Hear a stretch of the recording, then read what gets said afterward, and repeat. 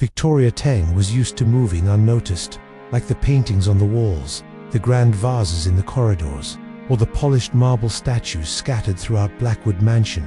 She had mastered the art of invisibility. For 2 years, her role as a cleaner had made her practically invisible to the residents of the sprawling Beverly Hills estate, especially its owner, Richard Blackwood, a man whose arrogance could fill every empty hallway. Victoria's day began before dawn and ended long after the sun had set. She knew every corner of the mansion, from the gleaming chandeliers that hung imposingly in the ballroom to the worn edges of antique rugs that graced the library floor. More importantly, she had come to know Richard and Helena Blackwood through conversation, of course, but through quiet observation.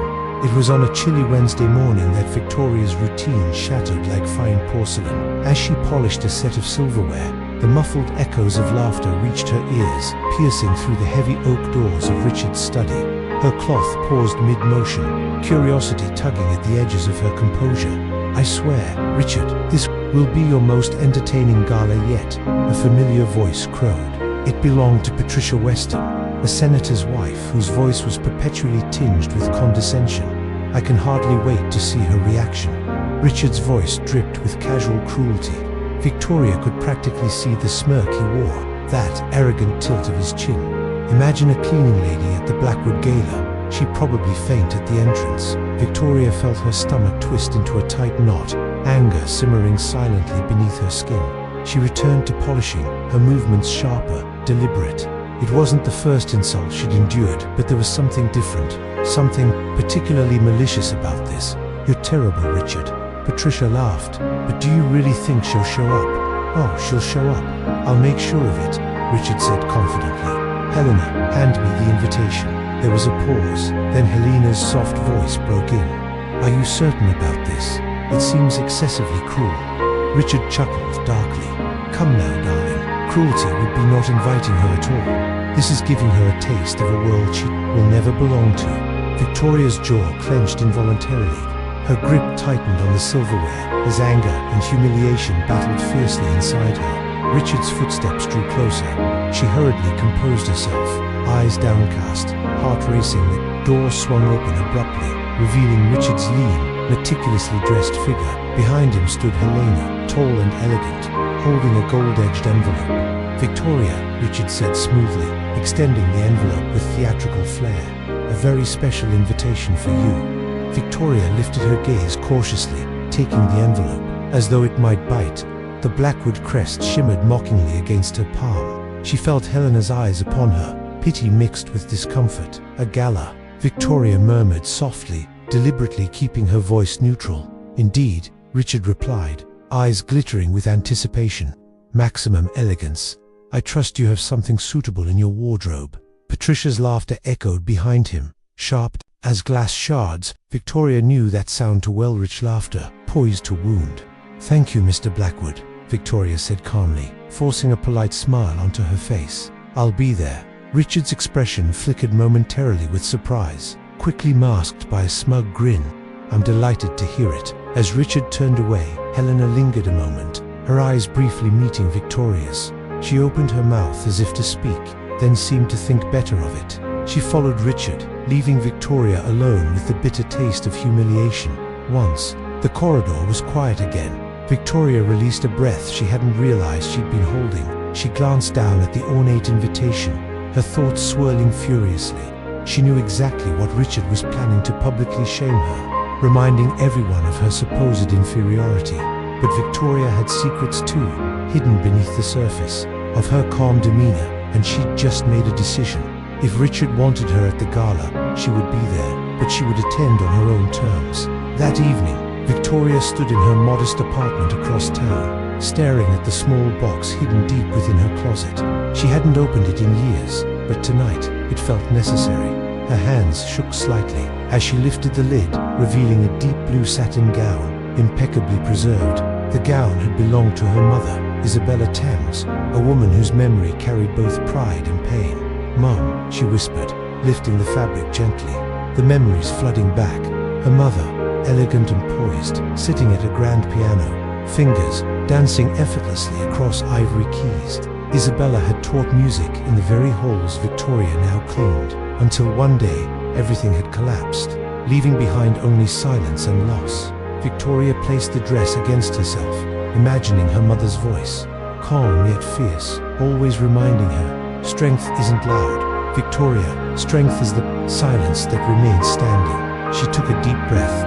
If Richard Blackwood wanted to see her fall, he had severely underestimated who she was and where she came from. Days passed in a blur of quiet preparation. The mansion hummed with energy, the staff diligently setting up for the event. Victoria maintained her routine perfectly, betraying none of her inner turmoil. Richard watched her closely, clearly puzzled by her composure.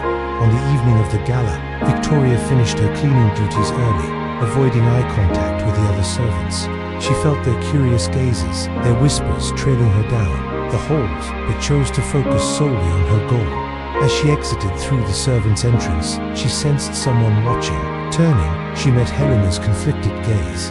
Victoria, Helena began hesitantly, stepping forward. You don't have to go through with this.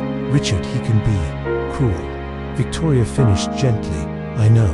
Helena's eyes widened, surprised by her directness. Then why? Why even show up?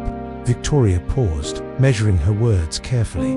Because sometimes, Mrs. Blackwood, we must face the cruelty head-on if we ever want to end it. Helena was quiet, thoughtful. Finally, she nodded slightly. Good luck, Victoria. Victoria inclined her head politely and left without another word. When Victoria returned hours later, her appearance had transformed completely. Her dark hair cascaded elegantly down her shoulders, styled meticulously. The gown hugged her frame perfectly, shimmering softly under the mansion's exterior lights. She approached the grand entrance, heart pounding, confidence masking her anxiety. As she stepped into the hall, conversations hushed, laughter ceased, and heads turned sharply toward her. She heard whispers rising in confusion. Who is she? Someone murmured. Patricia Weston's voice carried clearly above the murmurs. My God, is that the cleaning lady? Richard stepped forward, clearly taken aback, but masking it behind false enthusiasm. Victoria, how delightful to see you've come. Victoria met his gaze steadily, her voice calm, unshakable. Thank you for the invitation, Richard. Patricia laughed, a forced sound of discomfort rather than humor. Well, she cleans up nicely, doesn't she? More laughter followed, awkward and uncertain. But Victoria held her head high, her presence filling the room with quiet authority that none expected. Richard hesitated briefly, clearly sensing something unexpected. Enjoy the evening, Victoria. I'm sure it will be very educational. Victoria smiled softly, knowing exactly what lay behind his words. Oh, I'm certain it will. As she moved gracefully across the floor, past curious and judgmental stares, her calm facade hid a torrent of anticipation. Richard had set a golden trap, believing he would humiliate her. But Victoria had arrived ready, not merely to survive the night, but to change it entirely. Tonight, Beverly Hills would learn that sometimes the most dangerous person in the room was the one they chose to ignore. The air inside the Blackwood ballroom was thick with the scent of wealth vintage champagne, imported flowers, and the polished veneer of excess. The golden chandeliers sparkled overhead, casting light on crystal glasses and designer gowns. Laughter bounced off the marble columns, sharp and rehearsed. But it all stilled the moment Victoria stepped into the room. She stood just beyond the grand archway, framed by gold-trimmed doors, her mother's sapphire dress shimmering under the lights. Her posture was upright, elegant, her gaze fixed and calm. To anyone watching, and everyone was she, didn't look like a cleaning lady. She looked like she belonged there more than anyone else in that room. Gasps rippled across the crowd. My God, whispered Patricia Weston, clutching her glass of Dom Perignon. She actually came. Vivian Chambers, draped in emerald silk and insecurity, sneered. She probably rented that dress, must be paying it off in installments. But there was something about Victoria that made even the most bitter whispers falter. She moved with unhurried grace, each step deliberate, her chin raised not in arrogance, but in quiet defiance. Richard Blackwood watched from the center of the room, flanked by his elite circle. His smirk faltered for half a second, just long enough for Helena to notice. She's here, she murmured, eyes locked on Victoria.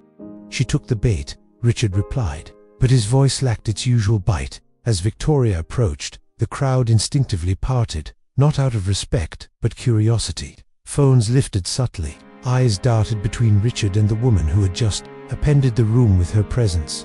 Richard raised his glass. "Everyone," he called out, tapping his spoon against the rim. "Let's give a warm welcome to our special guest this evening, Miss Victoria Tang, our trusted and tireless cleaning staff." Laughter exploded.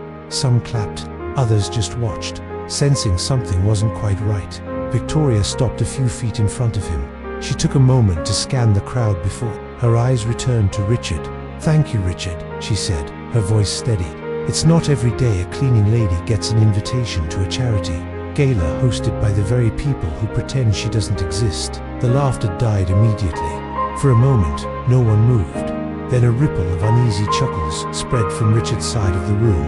Helena blinked. She took a step forward, her heels clicking softly against the floor. "Victoria," she said, in a low voice, "perhaps this isn't the right moment." "On the contrary," Victoria replied smoothly, "it's exactly the right moment." Richard stiffened. Now, no need to be dramatic. This is all in good fun." "Is that what this is?" Victoria tilted her head slightly. "Fun? I mean, come on," Vivian scoffed loudly. "You work here, you clean toilets. Did you really think you wouldn't stand out?" Victoria turned toward her, smiling just enough to be disarming. "Everyone stands out eventually, Miss Chambers. The question is, for what?" Patricia shifted nervously. Beside her friend, "She's just trying to make a scene." "Actually," Victoria said, raising her voice just enough to carry through the hall, "I didn't come here for a scene. I came to return." Richard frowned. "Return? What?" She took another step closer to him. "A legacy," gasps, murmurs. The word legacy hung in the air like smoke. Richard tried to laugh, but it came out thin. "What the hell are you talking about?" Helena touched his arm, whispering urgently, "Something's off. She's too calm." Victoria's eyes swept across the guests, politicians, CEOs, heirs and heiresses, all watching with growing discomfort. You all looked surprised. You were expecting a woman ashamed of her presence, someone overwhelmed, out of place. But I've walked these halls longer than any of you know. I know this place better than the man who calls himself its master. Is that so? Richard said, chuckling, though his fingers tightened around his glass. Well, forgive me if I question the historical insights of someone who silver for a living. You should be more careful questioning people with long memories. Victoria replied softly. Another hush. Helena's hand trembled slightly as she reached for a drink. She could feel it, the mood shifting. Whispers grew in corners, some guests beginning to realize this wasn't going to be the show Richard had promised. Victoria took a deep breath. Her voice was clear, controlled. "Some of you have spoken to me over the years. Others have walked past me as if I were furniture. I've seen your secrets, your cruelty, your masks. And yet, none of you saw me. Not really. That's the beauty of invisibility. It gives you access." The guests murmured again, looking at one another. Someone whispered, "What does she mean, access?" "I've listened," Victoria continued. "I've watched, and I've remembered." She turned to face Richard directly. "And you, Richard, you thought this night would be my humiliation, but it's your exposure." He laughed, louder than necessary, to forced exposure. "Are you threatening me now, Victoria?" "No," she said simply. "I'm informing you." Helena stepped between them now, eyes flicking between the two. "Victoria, you've made your point. You've had your moment. Let's not." "I haven't even started," Victoria said, her voice still even. "But I understand. You're nervous. That's fair. You've spent your life trusting Richard. So did my mother." Once Helena's face paled, Richard dropped his glass. A sharp shatter pierced the silence. "What did you say?" he asked, the edge of his voice finally showing cracks. "I said, my mother trusted you. She worked here before me, as a piano teacher, a musician, a woman with dignity, until your father's promises vanished the moment he died." Now the murmurs exploded into gasps and fragments of speculation. A journalist near the back had already begun recording. "You're insane," Richard snapped, face flushing. "This is absurd." Victoria smiled faintly. "Is it? Then tell everyone. Who was Isabella Thames?" The name cut like a knife. Richard flinched as Helena stepped backward. Patricia looked to Vivian, whispering, "Do you know that name?" "No," Vivian said, but her voice was unsure now, unsteady. "I've kept quiet for 2 years," Victoria continued. "Not because I was weak, because I was building something, piece by piece, truth by truth." Helena's glass slipped from her hand. shattering beside Richard's. Victoria looked over the crowd faces, once smug, now stunned. She moved a step forward, meeting Richard's eyes with steel in her gaze. "This isn't your home anymore," she said quietly. "It never was." The silence in the ballroom was thick. A taut thread stretched across a room full of brittle nerves. The guests stood frozen champagne, flutes half-raised, lips parted mid-sentence, eyes darting from Victoria to Richard and back again. Helena's face was drained of color. Richard's hands were clenched so tightly his knuckles gleamed white. "I asked you a question," Victoria said softly, but her voice carried. "Tell them who Isabella Temps was." Richard forced a scoff, but it sounded more like a cough. "A piano teacher. My father hired her briefly, nothing more." Victoria reached into the small satin clutch at her side. From it, she withdrew something wrapped in velvet. Slowly, with deliberate calm, she opened the cloth and held up a ring. It was unmistakable, a gleaming blue sapphire, surrounded by the Blackwood crest in platinum. Centuries old. The room collectively inhaled. "Recognize this?" she asked, letting the sapphire catch the light. Richard took a step back. "Where did you get that?" "This ring was given to my mother by Henry Blackwood," Victoria said, her gaze locked on his. "It's the Blackwood family engagement ring. And before you start claiming theft, this ring is mine, by blood." Gasps scattered like sparks. "Patricia," Weston whispered. "No, that can't be true," Vivian answered, stunned. "That's the ring Helena wears, doesn't she?" But Helena wasn't listening. Her gaze was locked on the sapphire, as though it might explode.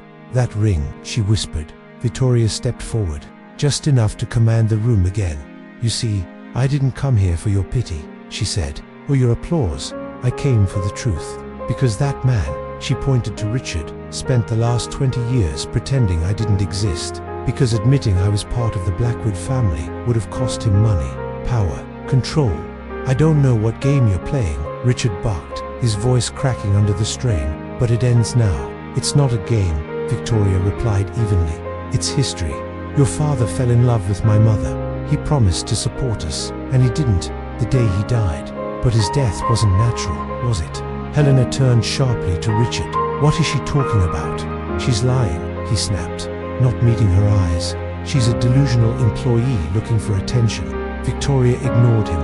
Instead, she turned to the entrance of the ballroom and gave a subtle nod. A moment later, 3 people entered.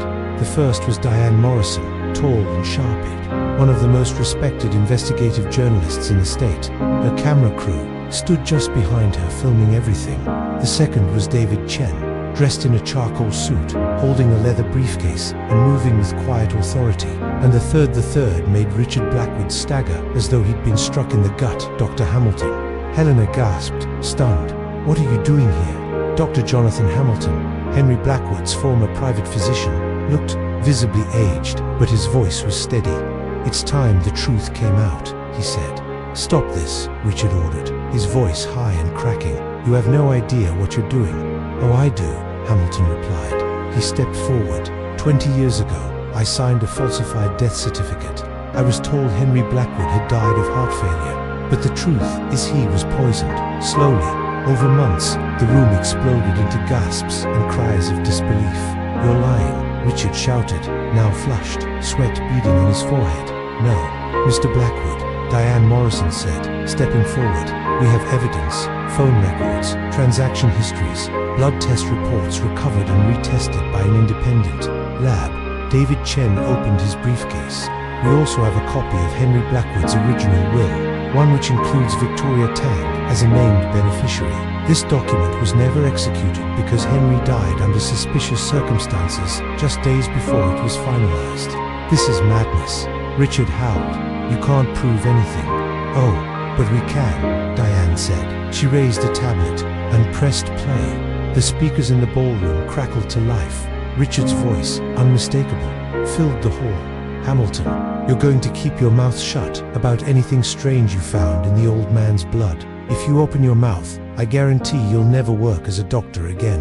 And as for that woman and her bastard daughter, they'll fend for themselves." Helena let out a strangled noise and covered her mouth. Victoria watched, still and silent. "No," Richard muttered, shaking his head. This is a setup." Helena backed away from him. "Richard, was that real?" Richard stammered, but the damage was done. David Chen continued calmly. We have further documentation. Bank transfers from Richard's personal account to Dr. Hamilton. The memo on one of them reads, "Silence is golden." Diane pointed to the projection screen behind the ballroom stage. It flickered on, displaying images, scanned documents, medical reports, audio transcripts, even surveillance photos of secret meetings and cash drops. "This is years of corruption, bribery, and corporate theft," she said. "And now, it's all public record." The guests began to murmur louder, shifting away from Richard like he carried disease. Even his most loyal allies looked unsure now. "I should have known," Patricia whispered to Vivian. "He was always too slick." "Helena," Richard said, turning desperately toward his wife. "You believe me, don't you? I did this for us, for the family." She stared at him with horror. "You murdered your father." "I didn't. You destroyed everything," she whispered. "And you lied to me, to our children." Richard reached out, but she stepped back. Victoria stepped forward now. "Calm, clear. For 20 years, she said, I cleaned the mansion of the man who murdered my father. I scrubbed his floors, dusted his trophies, watched him toast himself in that mirror. But I wasn't there by accident." Richard turned, his mouth open in horror. "I applied for that job, Richard, on purpose. I needed access. I needed to get inside. And now, I've collected every piece of evidence I need to finish what my mother couldn't. You think this will change anything?" he hissed, his voice small. "The will's invalid now. It's too late. You can't just take it all." David Chen smiled politely. "Actually, Mr. Blackwood, California law allows for inheritance, redistribution in cases involving fraud, murder, and suppression of wills, and we have assigned confession, multiple, in fact."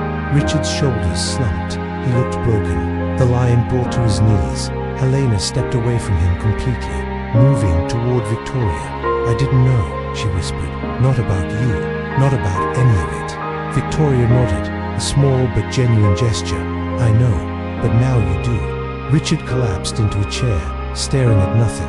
Diane turned to the crowd. "What you've seen tonight is a rare moment of truth among the elite. A man who used wealth and power to hide his crimes is now exposed. Justice has arrived not with fury, but with preparation and patience and silence." Victoria looked out over the guests, some ashamed, some stunned, some afraid.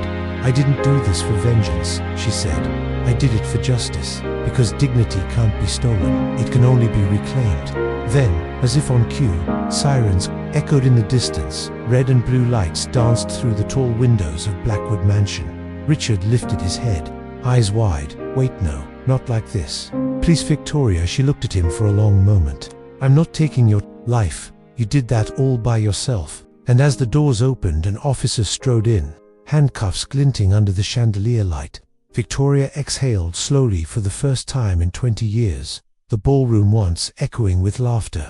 And classical music was now drowned in silence. And sirens, the shimmering lights of the chandeliers seemed colder, harsher.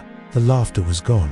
In its place, only murmurs, stunned glances, and people slowly stepping away from the man they had once admired. Richard Blackwood sat slouched, in a velvet armchair, sweat running down his temples, lips slightly parted in disbelief. His world, so carefully constructed on image, legacy, and intimidation, was collapsing one revelation at a time.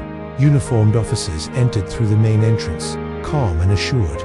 Their presence sliced the atmosphere like a blade through silk. "Mr. Richard Blackwood," one of them called. He didn't respond. Victoria stood at the center of the room, unwavering, arms by her sides, her expression unreadable. She had been the invisible one, the one no one noticed. Tonight, all eyes were on hand. Richard was the one fading dot. Helena stood just behind her husband, torn between horror and heartbreak. The man beside her no longer resembled the man she had married. Maybe he never had. "Richard Blackwood," the officer repeated more firmly. "You are under arrest for conspiracy, obstruction of justice, financial fraud, and suspected involvement in the murder of Henry Blackwood." "No," Richard muttered, shaking his head like a child refusing bedtime. "No, no, this isn't how this ends." But it was Dot. As one officer read him his rights, another produced the cuffs. The guests watched in frozen disbelief. Socialites who had just an hour ago clinked glasses in his honor now turned their faces away, shame blooming across their expressions like spilled wine. One woman dropped her phone, forgetting to even pick it up. "You don't understand," Richard barked, finding his voice again. "This is all fabricated. She planned this. She's manipulating everyone." Helena stepped forward, her voice quiet but raised. "They didn't poison your father, Richard. You did." His head whipped toward her. "You're my wife, and I'm the mother of your children," she interrupted. "And I will not let them grow up under the shadow of your crimes." A fresh wave of gasps washed over the crowd. Patricia Weston covered her mouth. Vivian backed away. One of the officers stepped forward. "Sir, please place your hands behind your back." Richard resisted for only a heartbeat before his shoulders slumped. The sound of the handcuffs clicking into place echoed across the marble, like a gavel hitting wood. "You'll regret this," Richard hissed toward Victoria. "You've ruined everything." "No," Victoria replied calmly. "I just revealed what was already broken." As Richard was led across the ballroom floor, past the guests who once praised him, a corridor opened between them. No one wanted to be near him. His footsteps dragged, his pride in tatters, his legacy bleeding out under the watchful eyes of the elite dot. Helena didn't follow. Minutes later, Dr. Hamilton stepped onto the stage beside Diane Morrison. Though visibly nervous, he adjusted the microphone and spoke. "I want to be clear," he began, his voice shaking slightly. "What I did 20 years ago was wrong. I allowed myself to be intimidated, bribed, and used. I falsified Henry Blackwood's death certificate, knowing full well he'd been showing signs of poisoning." The audience was deathly quiet. Henry had confided in me, Hamilton continued. He suspected someone was tampering with his medication. He even named Richard Barai. He stopped, swallowing the knot in his throat. "I told him not to act without proof. And when the proof came, it was too late." Tears glistened in his eyes. Victoria's mother tried to fight. She pleaded with me to speak up, but I was a coward. Victoria stood still, a stone.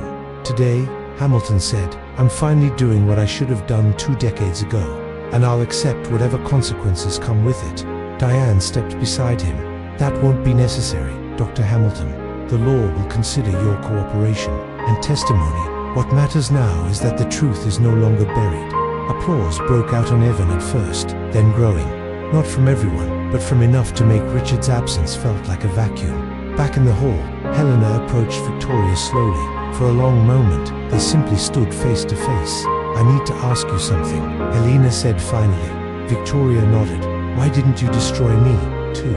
she asked. "You could have. You had every reason." Victoria's voice was soft. "Because you weren't part of the crime. You were just part of the illusion." Helena looked down, blinking back tears. "I never even thought to ask who you really were. I just accepted what Richard told me, about everything." "That was his greatest power," Victoria said. "He made people accept what benefited him, even if it meant ignoring what hurt others." Helena took a step back. "Our children... They'll find out. About all of this they deserve the truth," Victoria said. "But they also deserve the chance to be better than him." Helena gave a short, pained laugh. "You're stronger than I ever imagined." "I had to be," Victoria replied. Later that night, reporters crowded the entrance. The mansion's once proud gates now became the site of headlines, scandals, and breaking news. Inside, the guests dispersed quietly, some still reeling, others eager to distance themselves from the Blackwood name. Patricia Weston approached Victoria near the garden doors.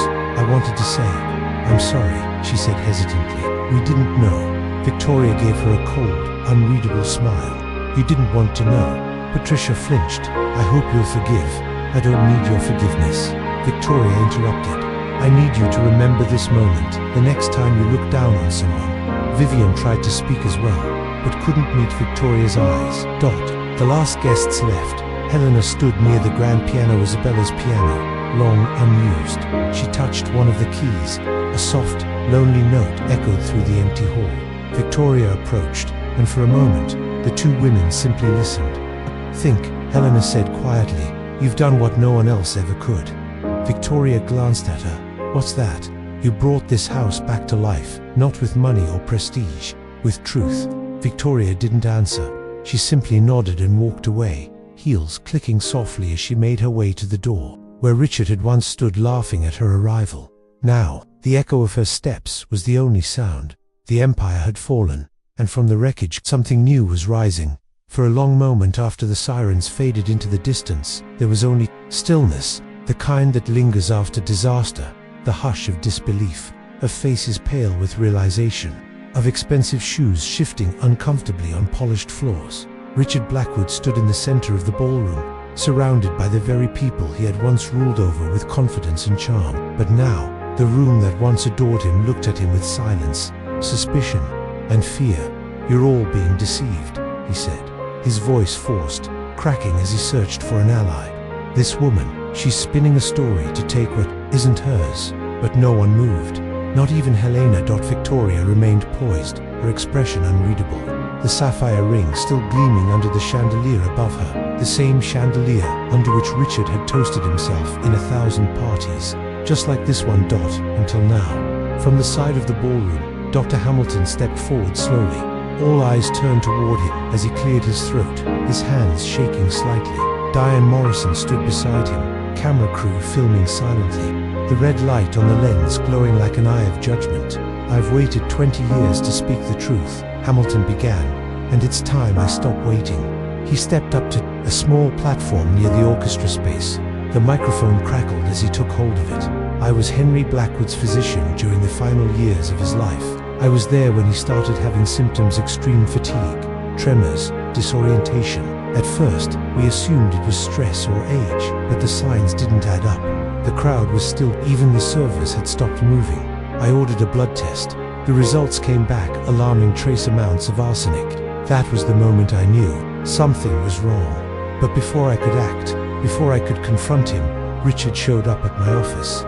Hamilton looked directly at Richard, and his voice hardened. "He threatened to destroy my career if I said anything. And then, he paid me to stay silent.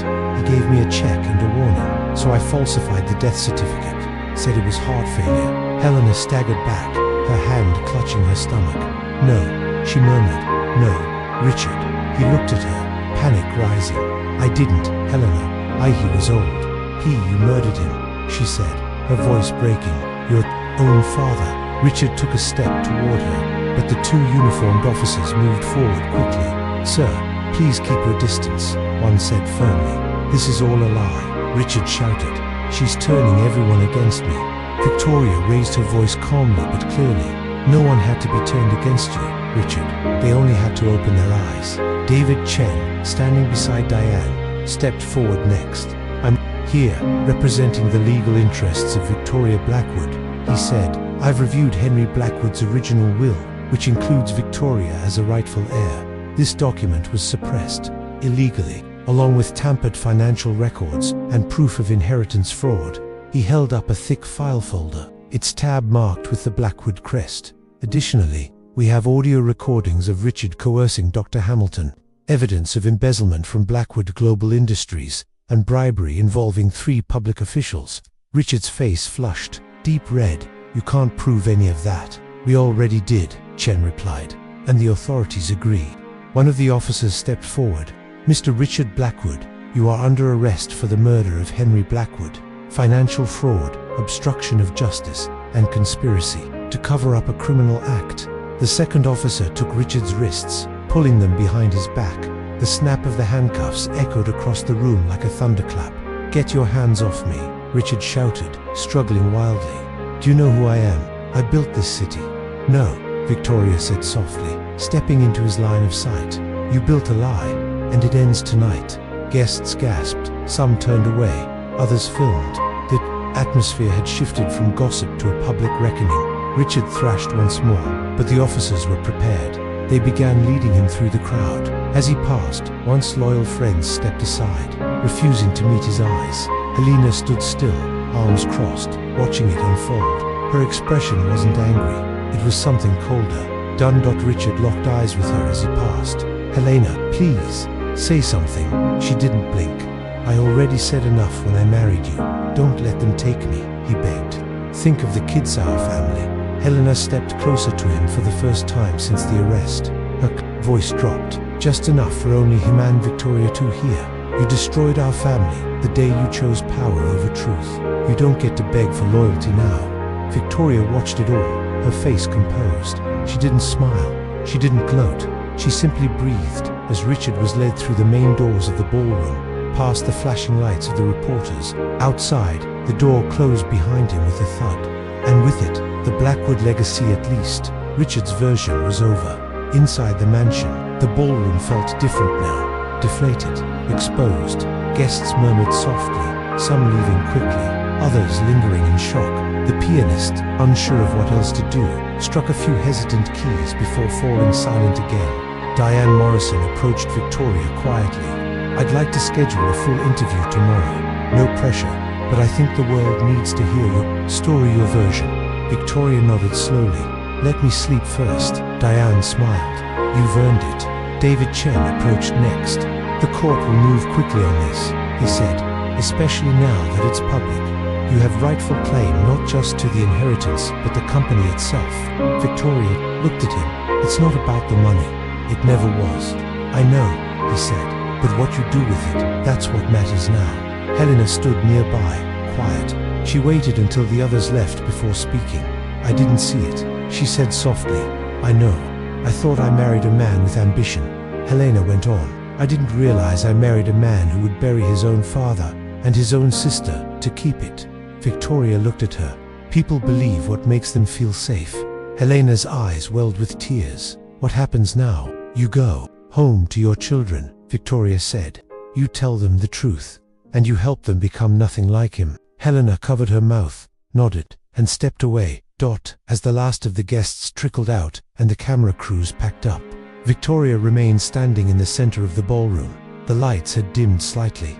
The flowers were beginning to wilt. She walked slowly toward the piano, her mother's piano, the one she had dusted for months without touching. She sat, her fingers hovered over the keys. She played one note, then another, and slowly, quietly, she began to play the melody her mother used to practice late at night when the world was quiet, and only music could explain what words never could. And in that moment, everything felt still again. Not because the pain was gone, or the past was erased, but because something new had finally begun. 6 months had passed since the night the Blackwood Empire cracked open in front of California's elite. Gone were the whispers, gone was the secrecy, and gone, most of all, was Richard Blackwood. In his place, sitting at the head of a long glass conference table, in a room once filled with cold stares and corporate intimidation, sat Victoria Tang Blackwood.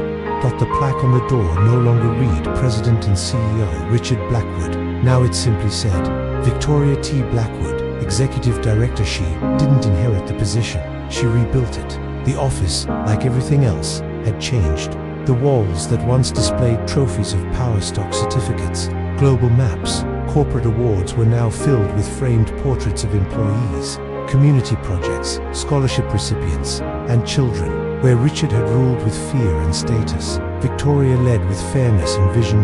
And the results spoke for themselves. In just 2 quarters, the company's profits had risen by 40%. But more importantly, for the first time in its history, Blackwood Global was no longer known for scandals or exploitation. It had become a case study in corporate ethics.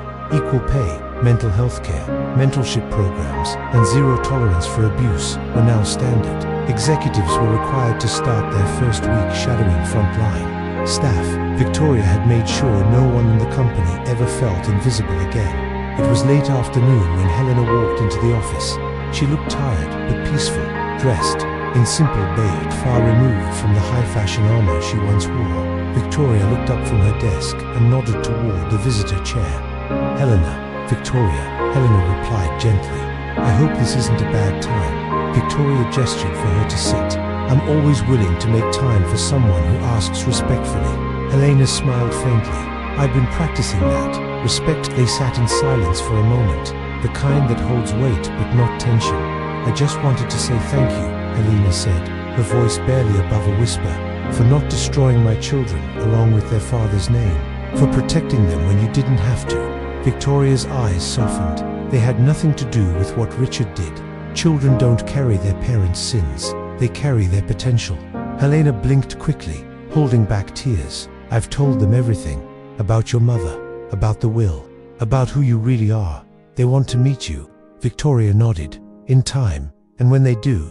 Helena hesitated, then continued. "I hope they recognize that the strongest person in the room wasn't the man with the title. It was the woman with the truth." For the first time since they met, Victoria reached across the desk.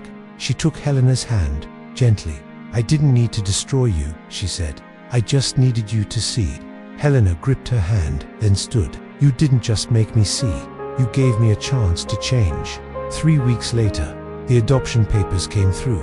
Victoria stood at the doorstep of her new home, not the old apartment where she had spent nights building her case, nor the Blackwood mansion with its ghosts, but a house filled with light, laughter, and fresh beginnings. Inside were 2 young girl sisters, aged 6 and 9, orphans from a domestic violence shelter. Victoria's company now sponsored girls who had seen too much pain, too early. Their names were Amara and Lily. When the social worker had asked why she wanted to adopt them, Victoria had answered simply, "Because someone once fought to protect me. Now it's my turn." That evening, they all sat on the couch, tangled in blankets, eating popcorn and watching cartoons. Victoria didn't feel like an executive or an heiress. She felt like something far more precious, a mother. A month later, Victoria stood on the balcony of the Blackwood Global headquarters, watching the city glitter beneath her. A breeze moved through her hair as she waited for the journalist from Forbes to arrive. Amanda, her executive assistant, once a cleaner in the same building, stepped in. "They're ready for you," she said with a proud smile. Victoria adjusted her blazer and walked toward the studio room. The interviewer, a woman named Carla Dean, greeted her warmly. After the introductions, the cameras rolled. "Miss Blackwood," Carla began, "your story has inspired millions. But some say what happened to Richard Blackwood was too severe, that your revenge went too far. What would you say to them?" Victoria didn't hesitate. "Revenge," she said, "would have been doing to Richard what he did to me, humiliating him for the sake of pain. But that's not what I did. What I did was justice." "And how do you define justice?" Carla asked. "Justice," Victoria replied, "is restoring what was stolen, not just money, but dignity, truth, future, and making sure no one else suffers what I suffered." Carla leaned forward. "You took control of a corrupt empire and turned it into a model of ethics. What's your secret?" Victoria smiled for the first time in the interview. "Empathy," she said. "You'd be amazed how productive people become when they're treated like human beings." And finally, Carla said, "What advice would you give to others fighting injustice?" Victoria looked out the window, where employees were having lunch in a rooftop garden she had built for them. "Don't aim to destroy the people who hurt you," she said softly. "Build something so powerful, so true, that their cruelty becomes just the first chapter in your story of triumph." That night, after putting Amara and Lily to bed, Victoria sat alone for a moment on the porch. She looked up at the stars. A letter lay on the table beside her. She had received it from prison earlier that week. From Richard. It wasn't full of excuses, just regret. She hadn't replied. Forgiveness was a journey, but justice had been served. As the wind rustled the trees and the porch light flickered gently, Victoria closed her eyes. Her name was no longer just Victoria Thames. She was Blackwood. But not the kind that hoarded power or clung to legacy. She was the kind who built a future from the ashes of betrayal, who turned silence into strength, and who reminded the world that dignity isn't inherited or purchased. It's earned choice by choice, truth by truth, heart by heart. If you made it to the end, comment the word justice, subscribe to the channel, and share this video with your friends and family.